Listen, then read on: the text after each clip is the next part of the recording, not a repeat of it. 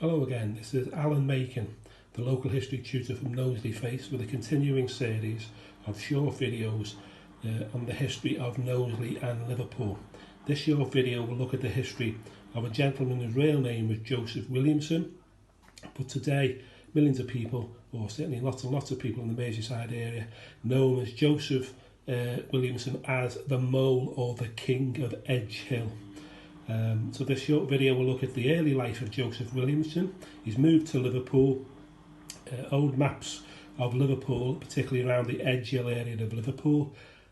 His house where he lived in Mason Street in Liverpool, what is now Liverpool city centre. And then his fascination, total fascination over many decades of building mile upon mile of tunnels and employing hundreds upon hundreds of local men.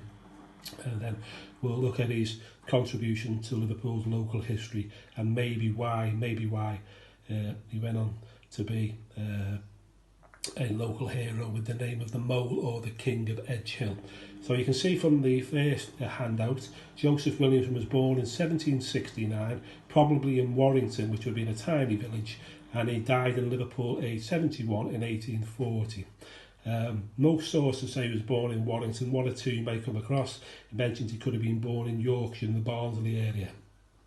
At the age of 11, he left, it goes on to say, his family at the age of 11 to look for work in Liverpool. Liverpool then, around the late 1700s, was probably a population of 60,000 plus, and the docks were absolutely booming. What we know about his early life is a bit sketchy. But it said that the young Williamson found employment with a tobacco and snuff firm whose owner was a Richard Tate. Tate's main office was based in Parr Street in Liverpool city centre, just off Bold Street. Richard Tate himself died in 1787 and his son Thomas Tate ran the business. Joseph was promoted in the business, and in 1802, arguably the greatest stroke of luck in his life, he married Elizabeth Tate, Thomas's sister, so he married into the business. But as far as we know, he's a very hard-working and successful young man, and he deserved his promotions. The map we're going to look at is Liverpool, or part of Liverpool, map of Edge Hill. And you can see from the video, 1768. So this is Low Hill around Kensington, Vernon's Hill, Wavertree Hall, Moss Lake is around by the University, Abercrombie Square, Smith Down Road, all familiar parts just on the edge of Liverpool city centre. So when Joseph went to live here, in the late 1700s, it was very much on the edge of Liverpool, a very rural part of Liverpool. If we move on, so he gets married in 1802 to Elizabeth, and as it says, around 1805, Joseph and his wife Elizabeth moved into a house in Mason Street. He used his wealth, by then he became very, very rich, to build new houses here with cellars and large gardens behind. The cellars were possibly a clue why he became fascinated with digging and tunnelling. So this is Mason Street in the early 1800s when Joseph was newlywed and he went to live with his wife Elizabeth. Mason Street then, Paddington, was very much on the edge of Liverpool, surrounded by rural farmland. And the bottom picture basically denotes Smithdown Lane, 1857. Some of the tunnels supporting gardens behind Williams' houses. So this is some 18 years after Joseph had died. If we move on, a gentleman in Liverpool who wrote a book entitled The Guide to Liverpool, his name is Stonehouse, jotted down after Joseph's death the life of Joseph Williamson, the Mole of Edge Hill, and this particular handout denotes Mr. Stone trying to make sense of what Joseph was doing in terms of digging tunnels, mentioning Smithdown Lane, Mason Street, lots of vaults, etc., etc. Something that Joseph would become obsessed with. But if we move on with Joseph's life, the big question, and no one really going to find the answer because he died in 1840 and as far as I'm aware he left no diary. Why Joseph would build endless miles of tunnels remain a mystery to this day and hotly debated. The most plausible explanation seems to be job creation, particularly after 1815.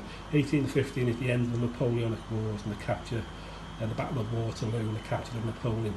After the Napoleonic Wars, thousands of soldiers, British soldiers, were returning to Liverpool and facing unemployment and hardship.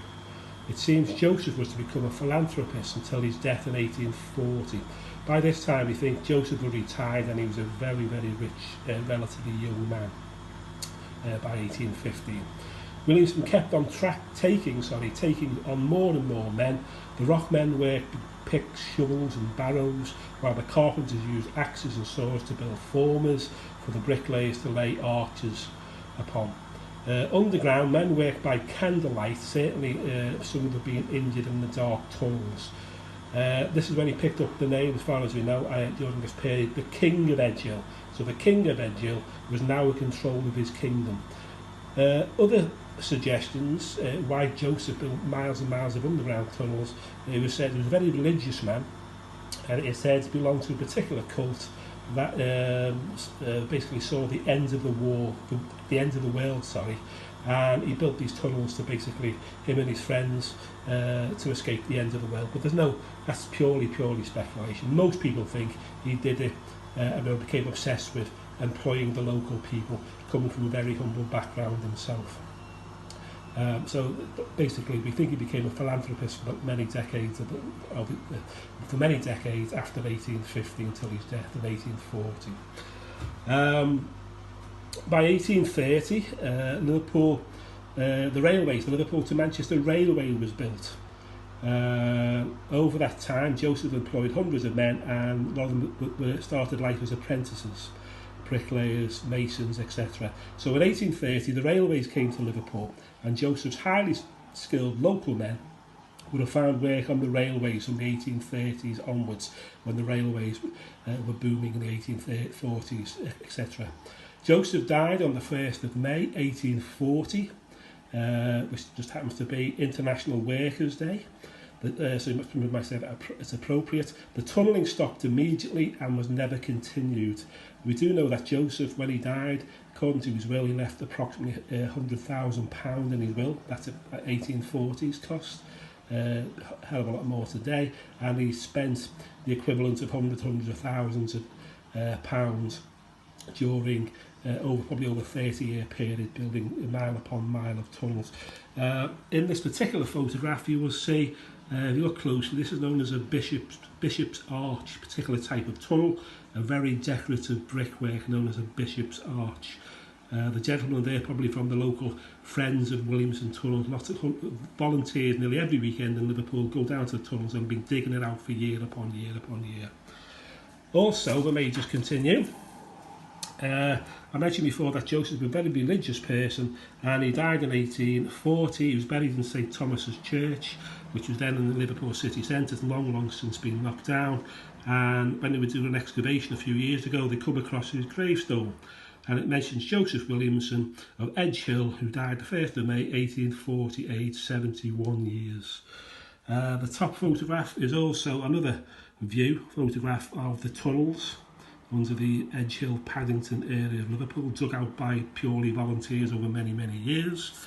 And lastly, if I can just finish off, two photographs. The bottom one is basically the bottom of original Joseph Williamson house in Mason Street. That's all that's left of it, just the undercroft, the cellars of his original house, built in the early 1800s.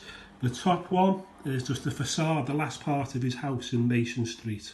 You can imagine Mason Street's changed greatly over the 200 years. Very little of the original Mason Street remains.